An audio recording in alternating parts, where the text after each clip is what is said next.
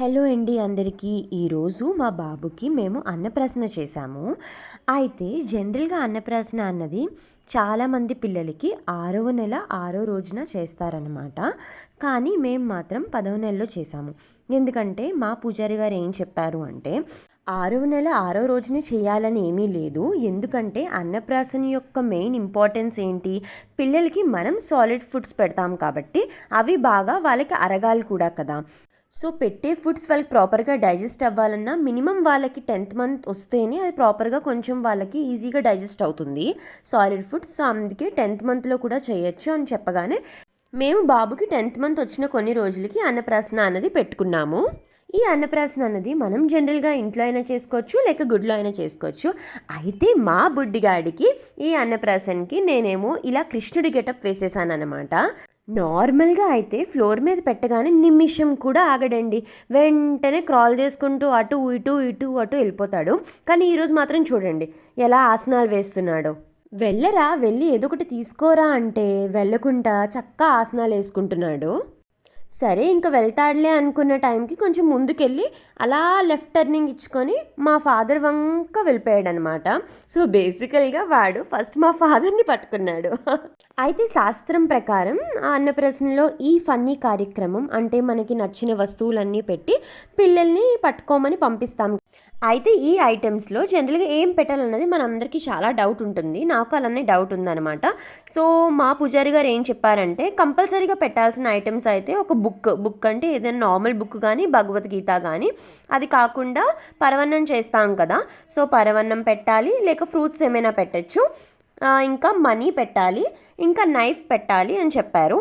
ఇవి కాకుండా remaining items ఏమైనా మన ఇష్టం, మనం పెట్టుకోవచ్చు. అయితే మా వాడు యోగాసనాలు అన్నీ వేసేసాక ఇంకా విసుగొచ్చినట్టుంది. ఇంకా ఫైనల్గా వెళ్ళి ఫస్ట్ ఏమో చూడండి ఏం పట్టుకున్నాడో, భగవద్గీత పట్టుకున్నాడు అనమాట.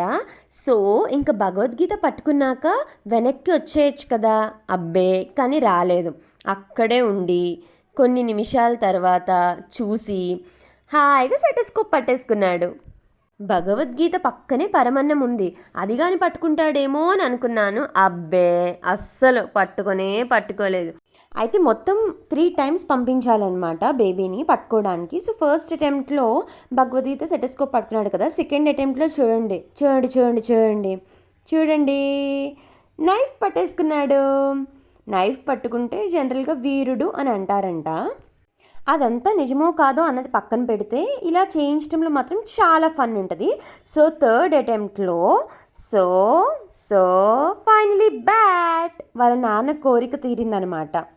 నెక్స్ట్ ఈ అన్నప్రాసన కార్యక్రమంలో ఫస్ట్ బేబీకి తల్లి ఈ పరవన్నం తినిపించాలి. పరవన్నం అయితే పరవన్నం, పాయసం అయితే పాయసం అనమాట. నెక్స్ట్ ఒకరి తర్వాత ఒకరు అందరూ తినిపించాలి. సో అలానే అందరూ ఒకరి తర్వాత ఒకరు తనకి హాయిగా నోట్లో పెట్టేశారు. స్వీట్గా ఉంది కనుక ఫుల్గా తినేసాడు అస్సలు గోల్ చేయకుండా.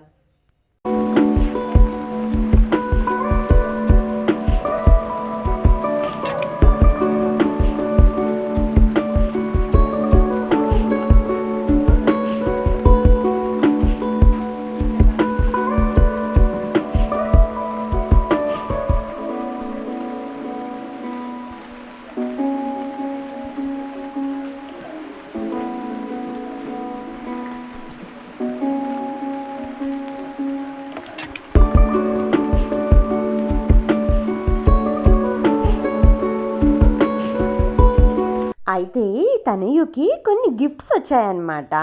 అందులో మొదటిది ఈ స్ట్రోలర్ వాళ్ళ అత్త మామ తనకి ప్రేమగా కొనిచ్చారు. ఇదిగోండి తనే అత్త అనమాట. అత్త అంటే మేనత్త మేనమామ కాదండోయ్, friends that are like family. తక్కువ టైంలోనే మాకు బాగా క్లోజ్ అయిన వాళ్ళనమాట.